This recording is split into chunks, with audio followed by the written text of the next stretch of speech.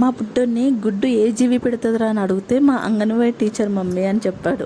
వినడానికి కామెడీగా ఉన్నాం, నిజమే కదా. వాళ్ళకి రోజు అంగన్వాడీలో గుడ్డు ఇస్తారు కాబట్టి వాడికి వాళ్ళ మేడం ఇస్తుంది కాబట్టి అంగన్వాడీ టీచర్ అని చెప్పేశాడు. అదే ఆన్సర్ ఇచ్చేశాడు కదా. అలాగే ఈరోజు నేను అంగన్వాడీ గుడ్లతో ఎగ్ కర్రీ చేయబోతున్నాను. ఏంటి దాంట్లో ఏంటి స్పెషల్? ఏవైనా గుడ్లే కదా, దాంట్లో స్పెషల్ ఏముంది అనుకున్నారు. స్పెషల్ ఏం లేదు. బట్ ఎందుకు ఆ గుడ్లను చూడంగానే అసలు కోడి గుడ్లేనా అనిపించాయి. ఎందుకంటే అంత చిన్న సైజులో ఉన్నాయి, ఎంత డిఫరెంట్గా ఉన్నాయి. ఒక డక్ గుడ్లలాగా అనిపించాయి, చిన్న గుడ్లలాగా అనిపించాయి. అందుకే నాకు ఎందుకో షేర్ చేసుకోవాలనిపించింది. ఎక్కువ శాతం ఆ గుడ్లతో కర్రీ చేసుకోరంట, ఎందుకంటే ఉడకబెట్టుకొని తింటారంట. అంటే ఎక్కువ ఖరాబ్ అవుతూ ఉంటాయంట ఎగ్స్, ఉడకబెట్టుకుంటేనే బెటర్ అని చెప్పారు బయట నాకు. కానీ నాకెందుకో చూద్దాం ఆ నార్మల్ గుడ్ల టేస్ట్ ఎట్లుంటుందో, కర్రీ టేస్ట్ ఎట్లుంటుందో చేసింది, ఈ గుడ్లతో చేసిన కర్రీ టేస్ట్ ఎట్లుంటుందని చూద్దామని చెప్పి ఒకసారి ట్రై చేద్దామని చెప్పి ట్రై చేశాను. మంచిగా ఆనియన్స్తో చేస్తున్నాను. బాగా అయితే చాలా అంటే చాలా బాగుంటుందని నేను అనుకుంటున్నా. లాస్ట్లో చూసేద్దాం ఎలా ఉంటుందో. ఇప్పుడైతే కర్రీ అయితే రెడీ అవుతుంది. ఫస్ట్ చూడండి గుడ్లు ఎంత చిన్నగా ఉన్నాయి. నేను ఫస్ట్ చూసి షాక్ అయ్యాను. నాకు చిన్న బాబు ఉన్నాడు, 3 ఇయర్స్ దాకా నాకు గుడ్లు వస్తాయంట.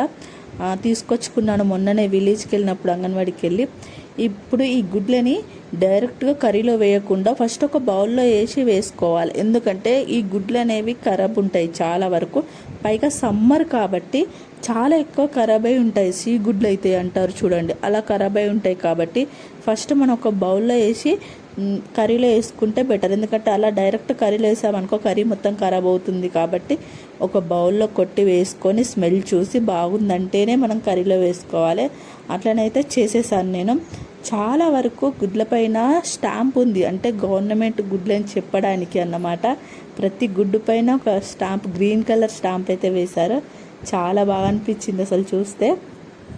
ఇక కర్రీ అయితే ప్రిపేర్ అవుతుంది. లాస్ట్లో ధనియాల పొడి వేసేసి అయితే ప్రిపేర్ చేసేసాను. అసలు చెప్పాలంటే నార్మల్ అని చెప్పొచ్చు, అంత బాగేం లేదు కర్రీ.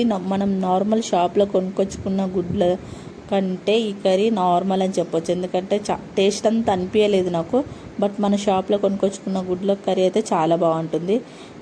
నాటుకోడి గుడ్లు అంటారు చూడు, వాటికంటే కూడా బెటర్ కాదు, ఇంకా నాటుకోడి గుడ్లే కొంచెం బెటర్ అని చెప్పొచ్చు కర్రీ. వాటికంటే కూడా చాలా దారుణంగా ఉంది కర్రీ. వీటిని ఉడకబెట్టుకుంటేనే బెటర్, ఎందుకంటే ఇప్పుడు సమ్మర్ కాబట్టి